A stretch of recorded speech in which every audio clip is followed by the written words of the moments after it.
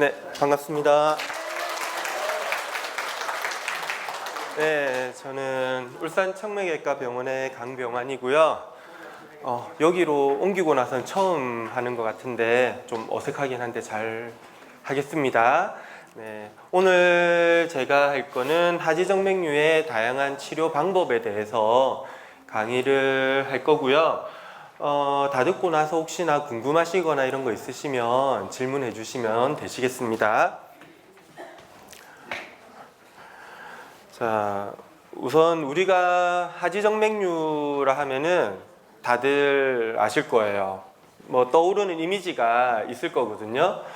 어떤 이미지냐면은 대부분 이런 거.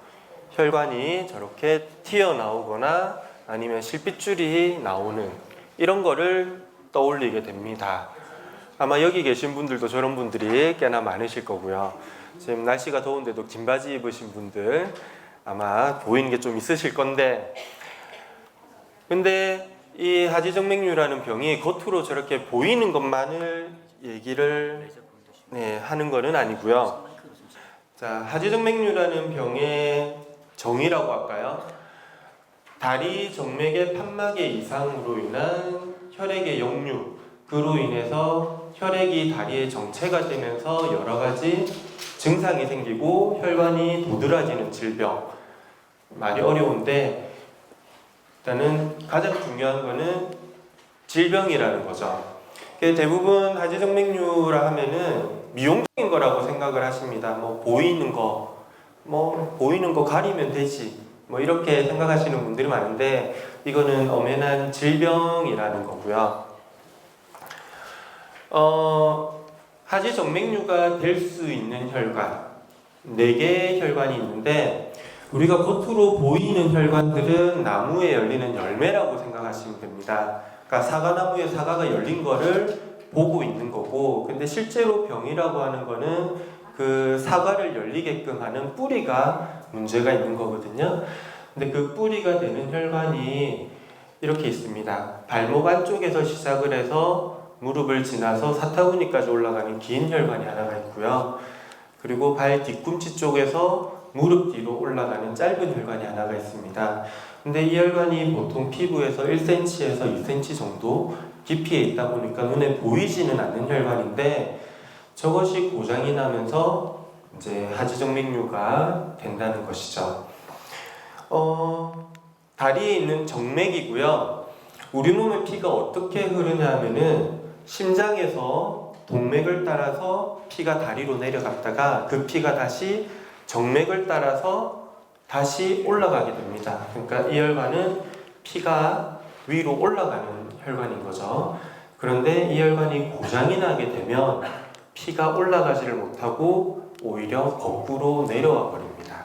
그러면서 다리에 피가 보이게 되는 건데 영상을 보시면은 피가 올라가는 영상이에요. 밑에서부터 피가 위로 올라가기 위해서 혈관 속에 이런 구조물이 있는데 이게 판막이라고 합니다. 피가 올라갈 때는 열렸다가 밑으로 내려오지 못하도록 닫혀버리는 이런 판막이라는 구조물이 있는데 하지정맥류는 이 판막이 고장이 난 병입니다. 그래서 올라간 피가 못 내려오도록 닫혀버려야 되는데 그게 안 되는 거죠. 그러다 보니까 중력의 영향으로 피가 계속 아래로 내려오게 되면서 다리에 피가 정체가 되는 거고요. 계속해서 피가 정체가 되다 보니까 이 혈관이 마치 풍선처럼 늘어나게 돼요. 그래서 도드라지는 혈관이 생길 수가 있는 것이고요. 근데 저 하지정맥류가 되는 혈관이 피부 속에 있다 보니까 눈에 보이지는 않는 거죠. 그러면 우리가 이게 하지정맥류인지 아닌지 어떻게 아느냐? 일단 겉으로 봐서 알 수 있는 거죠. 그런데 하지정맥류 환자 중에는 이런 환자들도 생각보다 많이 있습니다. 보면은 보이는 게 전혀 없거든요. 이런 환자가 하지정맥류 환자의 30% 정도. 그러니까 아까 전에 말씀드렸던 그 뿌리는 고장이 났는데 아직까지 열매를 맺지 않는 경우인 거죠. 근데 겉으로 멀쩡한데 맨날 다리 아프다고 하시는 분들 하지정맥류일 수도 있는 거고요. 이게 조금 더 진행을 하게 되면은 다리에 실핏줄이 생겨납니다. 그게 조금 더 심해지면은 이렇게 도드라지는 혈관이 나타날 수가 있고요. 이 다음부터는 이제 한 단계 더 심해지는데 그때가 되면 다리가 부어버려요. 양쪽이 차이가 많죠. 이렇게 부어버리는 경우도 있고 피부가 변하는 경우도 있습니다. 이렇게 피부 색깔이 변하기도 하고 그러면서 피부가 딱딱하게 굳어버리고 두꺼워지는 그렇게 변하는 경우도 있고요. 심하면은 궤양이 생기는 사람도 있습니다. 물론 이렇게까지 있다가 오시는 분은 거의 없고요. 그래서 이 하지정맥류를 단순하게 겉에 뭔가 보이는 미용적인 거라고 생각을 하기에는 이렇게 보면 좀 무서운 병이 되는 거죠. 그러니까 결국은 혈액순환이 안 되게 되는 혈관 질환이라는 거죠. 그래서 질병이라는 사실을 꼭 생각을 하셔야 될 것 같습니다.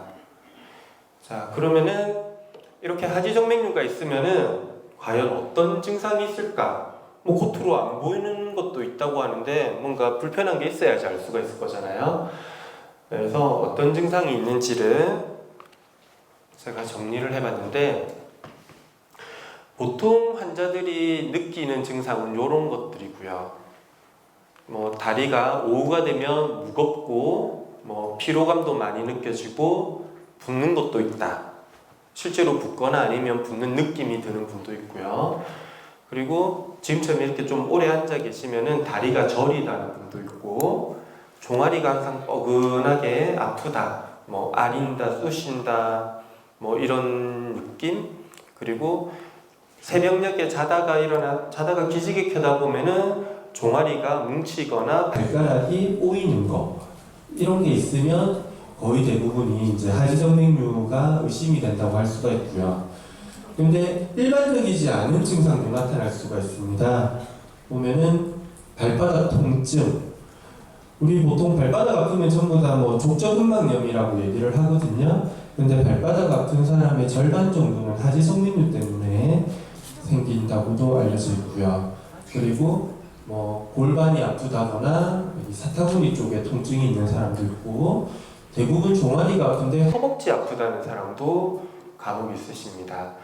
그리고 피부에 벌레가 있는가 싶어서 봤더니 아무것도 없더라. 벌레 기어가는 느낌을 호소하는 분도 있고요. 그리고 발이 따끈따끈하기도 하고 발끝에 감각이 좀 떨어지는 거, 내 살 같지 않은 느낌이 든다고 하시는 분도 있고 또 발이 시리다는 그런 분들도 있으십니다. 그리고 가렵다는 분도 있고요. 그리고 밤에 자기도 모르는데 다리를 떠는 분들도 있으세요. 요런 거를 대부분 이제 하지불안 증후군이라고 해서 치료를 하는 경우가 있는데 그 하지불안 증후군의 그 증후군을 일으키는 가장 흔한 원인이 또 하지정맥류라고도 알려져 있어요. 그래서 정말 다양한 증상들이 나타날 수가 있습니다. 그런데 이러한 증상들이 정말 다 있는 분도 있고 어떤 분들은 한 가지 정도 아니면 아예 없는 분들도 있으세요. 혈관이 우글우글 튀어나와 있는데도 불편한 증상은 아예 없는 그런 분들도 있으십니다. 다리 외 증상이라고 제가 이렇게 적어놨는데 하지정맥류가 있게 되면은 다리에 계속 피가 고여 있게 됩니다.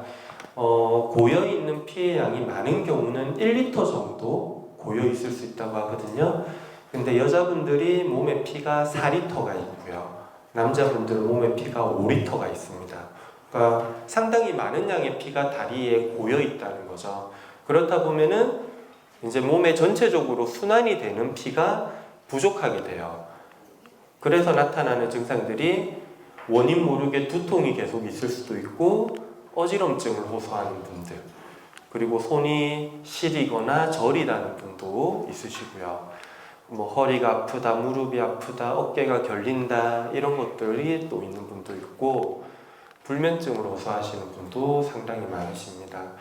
또 드물게 여자분들 생리통 호소하시는 분도 있고 이로 인해서 남자분들 발기부전이 생기는 분도 있고 우리가 생각했을 때 혈액순환이 제대로 안 된다라고 하는 그런 증상들을 하지정맥류에서는 전부 다 나타낼 수가 있는 거죠. 근데 이러한 증상들이 질병이 심하다고 그 증상이 심하게 나타나느냐, 또 그런 것은 또 아니고요. 그래서 아까 보여드렸던 그렇게 겉으로 보이는 혈관이 있다거나 아니면 여러 가지 증상들이 있는 분들은 괜찮겠지, 일을 많이 해서 그런 거야, 이렇게 생각할 수도 있겠지만 내가 병이 있을 수도 있겠구나 라고 생각을 하고, 여기가 건강검진센터잖아요. 그것처럼 하지정맥류도 건강검진이라 생각하고 검사를 좀 해보시는 게 필요하지 않을까 싶습니다. 자, 그러면 이 하지정맥류를 어떻게 진단을 하느냐? 눈에 보이는 혈관을 검사를 하는 건 아니거든요. 그래서 속에 있는 혈관을 초음파로 검사를 합니다.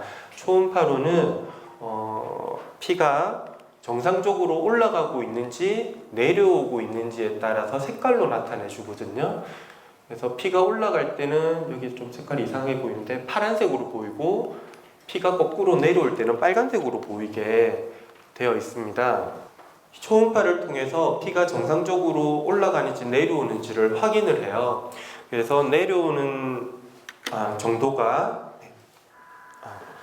보면은 파란색으로 보였다가 빨간색으로 보이는 게 있거든요. 이거는 검사를 할 때 다리를 짜면서 검사를 해요. 피를 위로 올려 보내주고 그게 그대로 유지를 하느냐 다시 내려오느냐, 이걸로 보거든요.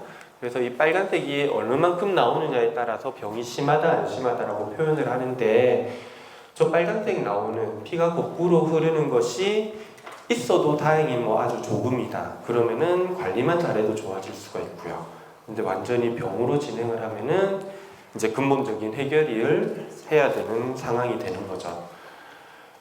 그러면 이 하지정맥류의 치료, 병이 있으면 치료를 해야 되는데, 이 고장난 혈관을 다시 정상으로 만들 수 있는 방법은 아쉽게도 없습니다.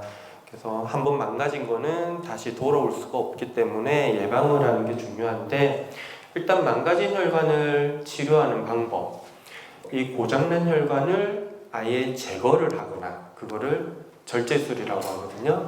상처를 조그만한 걸 내서 혈관을 아예 뽑아내서 없애버리는 거죠. 맹장염 생기면 맹장 잘라내는 것처럼 그렇게 하는 거고, 폐쇄술이라고 되어 있는데 이거는 뭐냐면은 고장난 혈관을 막아버려 가지고 피가 더 이상 고장난 길로 못 다니게 하는 거죠. 그렇게 하는 건데, 주로 우리가 쉽게 얘기하면은 요거는 수술이고 요거는 시술이 되는 거죠. 뭐가 더 좋다라고는 할 수는 없는데 그렇습니다. 한 10몇 년 전만 해도 수술은 요 수술만 했었어요. 그 이후에 여러 가지 도구가 발전해 가지고 지금은 여러 가지 방법이 있는데, 예전에는 다 이렇게 했거든요. 사타구니 쪽에 커다랗게 한 10cm 정도 커다란 상처를 내 가지고 혈관을 찾아서 이 긴 쇠줄을 이렇게 넣어 가지고 아래쪽에서 상처를 내고 혈관 끝에다가 이렇게 종 같은 거를 이렇게 붙여 가지고 혈관을 아예 뜯어내는 거였어요. 그때 제가 전공의 때만 해도 이렇게 수술했었거든요. 엄청 큰 수술이었어요. 환자가 오면은 되게 수술 시간이 한 3시간 정도도 걸리고, 입원 기간이 한 일주일 넘게, 피도 엄청 많이 나가지고 침대에 누워가지고 하루 정도 그냥 꼼짝 말고 있으라고 할 정도로 그렇게 좀 힘들었던 수술이었는데, 지금은 그 수술 도구가 워낙 많이 발전을 해가지고 간단하게 할 수 있는 그런 방법들이 많습니다. 이게 이제 수술을 아까 전에 봤던 그 큰 수술을 간단하게 하는 방법이고요. 지금 저희 병원에 수술한 건데, 여기 허벅지 중간에 상처를 조그만한 걸 하나 냈어요. 1cm 조금 안 되는 상처거든요. 그래서 혈관을 이렇게 찾아가지고 요 옆에 있는 기구가 냉동치료기라는 겁니다. 여기 쇠 막대가 있는데 여기 끝에서 이제 혈관을 얼리는 그런 성분이 나와서 혈관을 제거를 하는 거거든요. 보통은 수술 장면 잘 안 보여주는데 그렇게 많이 징그럽진 않아가지고 이렇게 긴 쇠막대를 혈관 속으로 이렇게 넣어요. 쭉 넣어가지고 하나 둘 셋 하고 탁 뽑아내요. 그러면은 이렇게 혈관이 나오거든요. 근데 옆에 보면은 피가 거의 안 나요. 상처가 아주 조그마한 게 남고 혈관이 이렇게 근본적으로 제거를 되는, 엄청 길게 나오죠?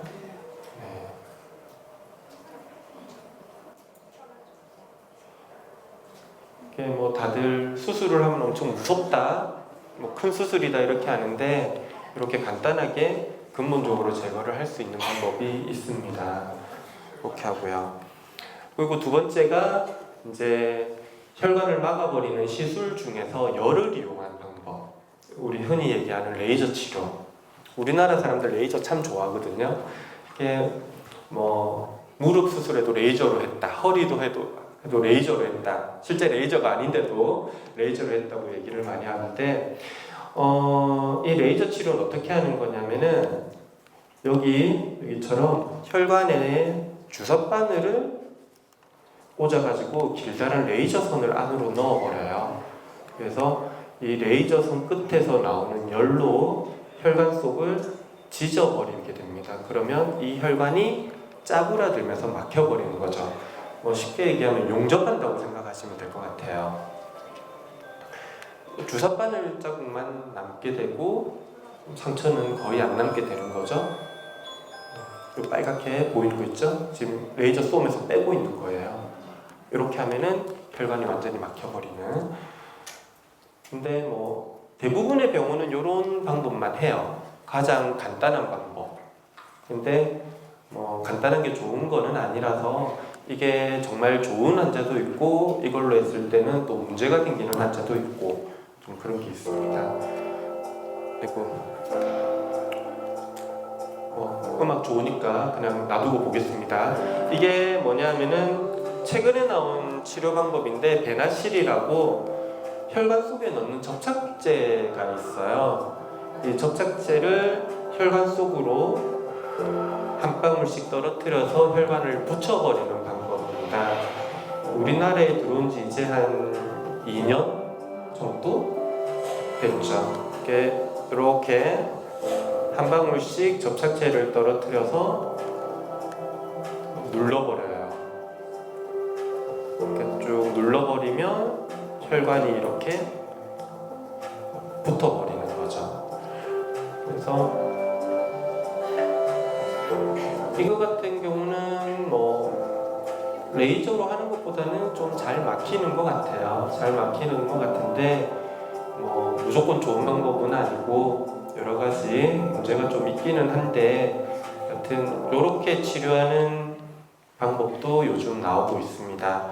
요즘 또 이것만 치료하는 병원도 또 있기는 하고요. 그 다음도 이거는 우리나라에 도입된 지 이제 1년 정도 된 방법인데, 이거 같은 경우는 지금 보면 이렇게 돌아가잖아요. 그러면서 여기 이렇게 약이 이렇게 나오고 있습니다.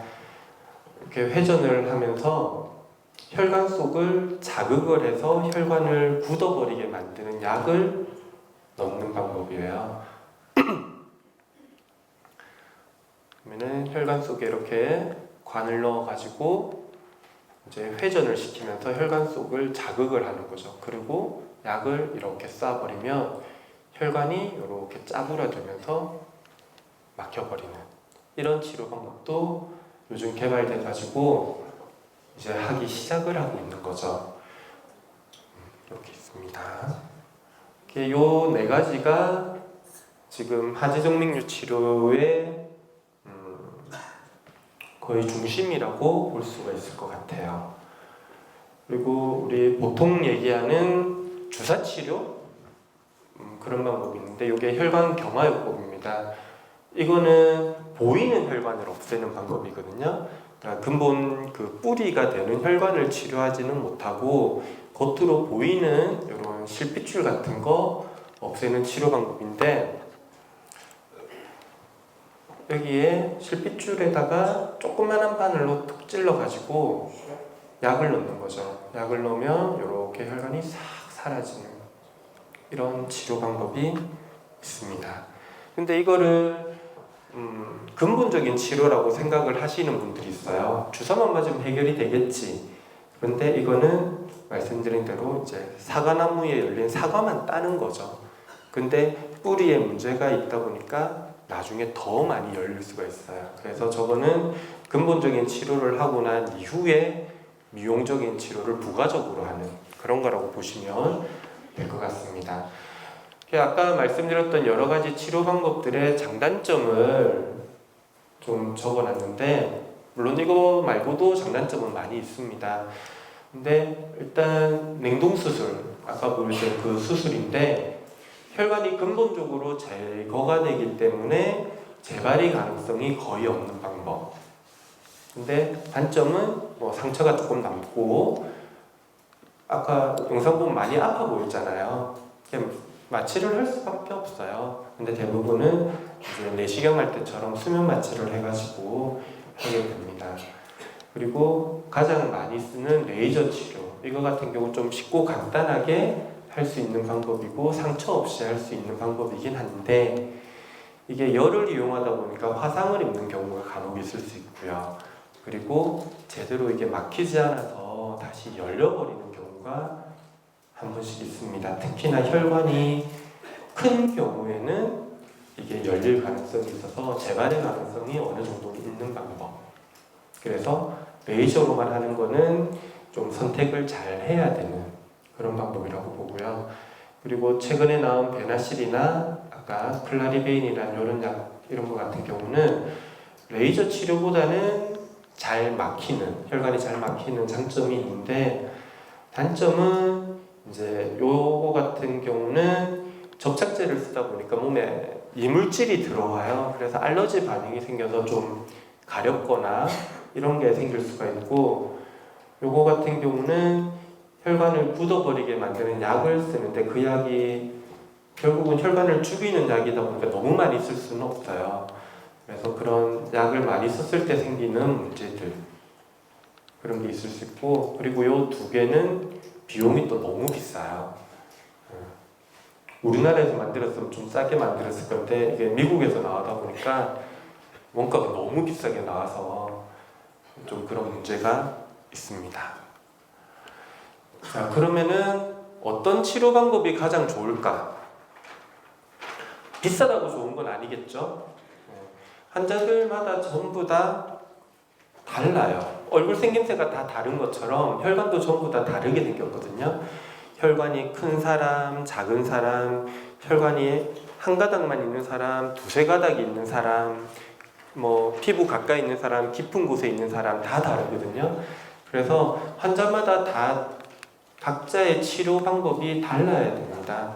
뭐 이 기구 좋다고 이것만 써가지고 해결이 되느냐, 그건 아니거든요. 그래서 아까 보여드렸던 그런 여러 가지 치료법을 적당하게 뭐 복합적으로 사용을 해서 하기도 하고 아니면 단독으로 하기도 해가지고 본인에 맞는 치료 방법을 찾아서 치료하는 게 제일 좋습니다. 그리고 환자분들이 제일 뭐 걱정하는 거라고 할까요? 병이 있는 거는 아는데 일단은 무서워서 병원을 잘 안 가고 있었는데, 병원 가기를 무서워하는 이유가 수술할까봐, 수술해야 할까봐 이러거든요. 그럼 이 하지정맥류는 진짜로 무조건 수술을 해야 되고 뭐 시술을 해야 되느냐? 하면 좋기는 한데 꼭 그런 거는 아니에요. 그러니까 우리 맹장염이나 이런 거는 병이 생겼을 때 바로 수술을 하지 않으면은 목숨이 왔다 갔다 하는 그런 병이고요. 근데 하지정맥류 같은 경우는 만성적인 질병이에요. 우리가 보통 하지정맥류라고 인지를 하는 순간은 대부분이 5년에서 10년 이상 속에서 문제가 생겼을 때 본인이 느낄 수가 있거든요. 그래서 그 정도 오래된 거를 뭐 검사해가지고 나왔다고 바로 수술하지 않으면 큰일 나느냐, 그렇게 되는 건 아니에요. 그런데 근본적으로 뭔가 병을 해결을 하려면은 수술적인 치료는 분명히 필요합니다. 그런데 뭐 그거를 무조건 수술하는 건 아니고 나는 관리를 좀 해볼래요. 관리를 해보다가 뭐 정 안 된다 싶으면 그때 수술할래요 이러는 분들도 있으시거든요. 그게 나쁘다고 할 수는 없고요. 그래서 그 관리하는 방법, 제일 중요한 거는 본인의 생활 습관을 바꾸는 거죠. 운동을 해주셔야 됩니다. 난 일 많이 해서 운동 안 해도 돼요. 일은 일이고 운동은 운동이거든요. 따로 시간을 내서 운동을 좀 해주시는 게 좋은데, 운동 중에서 가장 좋은 게 걷는 운동입니다. 다리로 내려온 피를 다시 심장으로 올려 보내주는 펌프가 있는데 그게 종아리 근육이에요.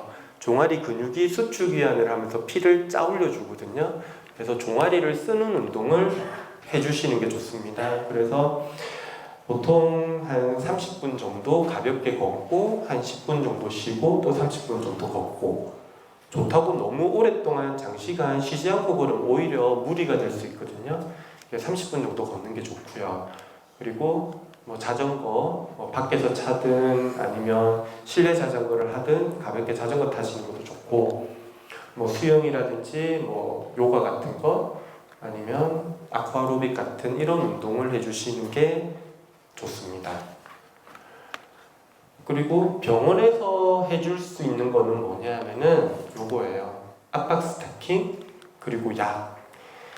이 스타킹이 있는데 다리 종아리 이렇게 감싸주는 스타킹이거든요. 이 스타킹이 하는 역할이 뭐냐면은 아래쪽에서는 압력이 세고 위로 갈수록 압력이 약하게 돼 있어요. 그렇다 보니까 밑에서 위로 다리를 짜올려주는, 그러니까 피가 고이지 않고 올라가게 만드는 역할을 하는 거죠. 그래서 좀 오래 서가지고 일을 하거나 아니면 오래 앉아서 뭔가를 해야 될 때 이 스타킹을 신게 되면은 다리에 피가 정체가 되는 것을 막아줄 수가 있기 때문에 불편한 증상도 많이 완화가 될 수도 있고, 이 병이 진행하는 속도도 어느 정도 줄여줄 수도 있고, 병이 없는 분들은 예방적인 효과도 물론 있고요. 그리고 하지정맥류 환자들이 먹는 여러 가지 약도 있습니다. 약 종류도 여러 가지가 있는데, 이런 약들을 먹게 되면은 혈관 자체를 좋아지게 할 수는 없지만 이 고장난 혈관으로 인해서 생기는 여러 가지 증상을 완화를 시켜줄 수가 있어요. 그래서 본인이 이제 혈관이 보이거나 불편한 증상이 있다고 해서 미리 걱정을 하지 마시고 수술해야 되는 거 아니냐 이렇게 미리 걱정을 하시고 일단 병원을 오셔가지고 본인의 상태를 정확하게 확인을 한 다음에, 정말 너무 심하면 수술을 바로 해야 되는 경우 있겠지만 그렇지 않으면 이렇게 관리를 하는 방법도 있으니까 혼자서 고민하지 마시고 병원을 오셔야 될 것 같습니다. 네, 지금 이게 제가 준비한 슬라이드 마지막이고요. 저희 병원 소개를 잠시 드릴게요. 덩치 큰 남자 3명이 있는 병원입니다. 요렇게 2명이 외과 전문이고 요렇게가 흉부외과 전문의, 다들 혈관 보는 사람들이고요.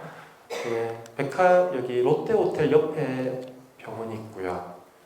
아무튼 오시면은 잘 설명드리고 그렇게 하도록 하겠습니다. 그리고 요게 제 진료실 뒤에 붙어 있는 문구거든요. 2인 2본이라고, 세상 모든 것의 근본은 사람이다. 결국 병원도 사람이 제일 우선인 것 같아요. 그런 생각을 하고 맨날 진료를 보고 있습니다. 감사합니다.